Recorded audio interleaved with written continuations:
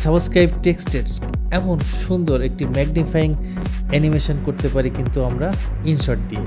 আর এটা করতে গিয়ে আমরা বেশ কিছু টুলের সুন্দর সুন্দর কাজ দেখব, চলুন দেখি। তো তার জন্য আমরা একটি ব্ল্যাঙ্ক ক্লিপ নিব। এই ব্ল্যাঙ্ক ক্লিপটা মোটামুটি 4-5 সেকেন্ড নিলেই হবে। এখন এখানে কিন্তু আমরা গ্রিন স্ক্রিন দেবো। এখন গ্রিন স্ক্রিন তো ওইভাবে পাওয়া যায় না, সেই জন্য আমরা যাব স্টিকারে। এখানে গিয়ে সার্চে লিখবো গ্রিন লিখলে এরকম যেটাই আসুক না কেন, ধরা যাক আমরা এইটা নিলাম। আসল কাজটা হলো এটাকে বড় করে আমরা এই গ্রিন স্ক্রিনটা তৈরি করব, এই জন্য এখানে আর কোনো কাজ নেই। এখন আমরা টেক্সটে লিখবো আমরা সাবস্ক্রাইব। এখন এইটা লেখা হয়ে গেলে এটাকে সম্পূর্ণ ক্লিপ জুড়ে দেওয়ার জন্য এই যে এখানে আমরা ক্লিক করে ক্লিপ টু এন্ড দিয়ে দেবো। তাহলে পুরো এই 5 সেকেন্ড ধরেই কিন্তু টেক্সটটা চলে যাবে। এখন এখানে আমরা যেটা করবো, একটু অ্যানিমেশন দেবো। যে অ্যানিমেশনটা একটু আগে দেখেছিলাম এইখান থেকে সেটা বাছাই করে দেবো।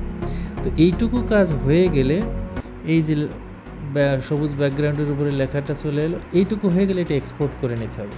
কারণ আমাদের মূল কাজটা কিন্তু সেই ম্যাগনিফাইং, সেটা কিন্তু ওই ক্লিপের উপরে কাজ করে, ভিডিও। এই জন্য আমরা এটাকে আগে একটু ভিডিও হিসেবে এক্সপোর্ট করে নিচ্ছি। এখন এই ভিডিওটাকে আবার আমরা ইনশটে ওপেন করব। এখন ইনশটে ওপেন করে আমরা কিন্তু যাব সেই ম্যাগনিফাইং অপশনে। সেটা যাওয়ার জন্য কোথায় যাব? এই যে স্টিকারে গিয়ে এখান থেকে ডিটেলসের ভিতরেই কিন্তু এই যে ম্যাগনিফাইং। এখন এই ম্যাগনিফাইংয়ের এখানে এসে আমরা এই কতটুকু আমরা বড় করতে চাই ততটুকু বড় করব, ব্যাস। এইবার এইটাকে কি করব, আমরা এই যে ম্যাগনিফাইং অপশনটা, এইটার এখানে এখন কি ফ্রেম অ্যাড করব। আমরা জানি কি ফ্রেম মানে কি করতে হয়, অর্থাৎ এইটা আমরা একদম প্রথমে থাকা অবস্থায় বাম পাশে চলে আসবো।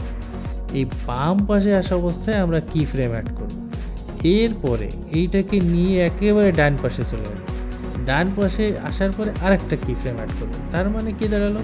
তার মানে হচ্ছে যে ভিডিওটা যখন আমরা চালাবো তখন প্রথমে ওই ম্যাগনিফাইং গ্লাসটা থাকবে সবার প্রথমে এবং তারপরে চলে আসবে শেষে।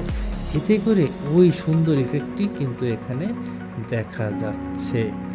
এই হচ্ছে আমাদের সেই সাবস্ক্রাইব টেক্সটের সেই সুন্দর ম্যাগনিফাইং অ্যানিমেশন। আশা করি অনেকেরই এটা কাজে লাগবে, বিশেষ করে যারা ইউটিউবে কন্টেন্ট তৈরি করেন তাদের জন্য। ধন্যবাদ সকলকে, ভালো থাকবেন।